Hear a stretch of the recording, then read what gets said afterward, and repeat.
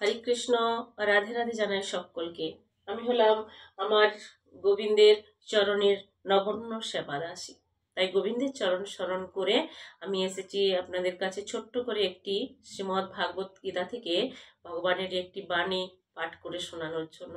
আমি সকল গুরু বৈষ্ণবদের চরণেও প্রণাম জানাই। শুনুন ভগবান কি বলছে তার এই বাণীতে। যদি ভালো লেগে থাকে তাহলে লাইক, কমেন্ট এবং সাবস্ক্রাইব করে পাশে থাকবেন। সকলকে জানাই হরে কৃষ্ণ, রাধে রাধে। ভগবান বলছেন, বেদে বলা হয়েছে যে সমস্ত মানুষ ভগবানকে বাদ দিয়ে অন্য দেবতাদের প্রতি আসক্ত হয় তারা ঠিক পশুর মতো, যারা এক পশুপালককে অনুসরণ করছে যে তাদের কসাইখানায় নিয়ে যাচ্ছে। এই সমস্ত জড়বাদীরাও পশুদের মতো জানে না যে পরমেশ্বর ভগবানের অপ্রাকৃত চিন্তা অবহেলা করার ফলে তারা ভ্রান্ত পথে পরিচালিত হচ্ছে। চিন্তাহীন হয়ে কেউ থাকতে পারে না। একটি প্রবাদ আছে যে অলস মস্তিষ্ক শয়তানের কারখানা।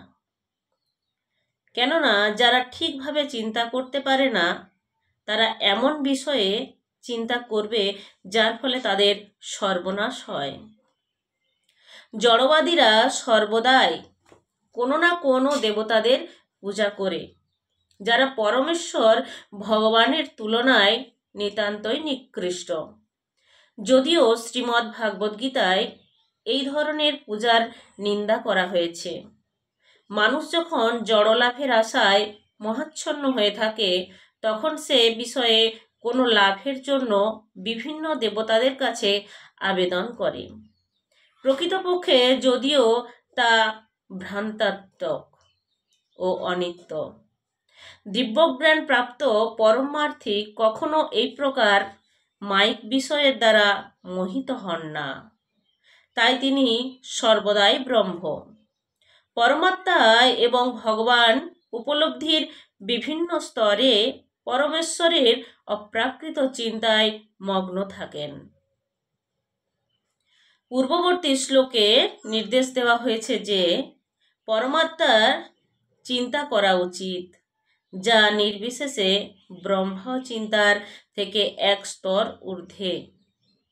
এবং সেই সম্বন্ধে বলা হয়েছে যে পরমেশ্বর ভগবানের বিরাট রূপের ধারণার মাধ্যমে এই ধরনের পরমাত্মার সম্বন্ধীয় চিন্তা করা যেতে পারে।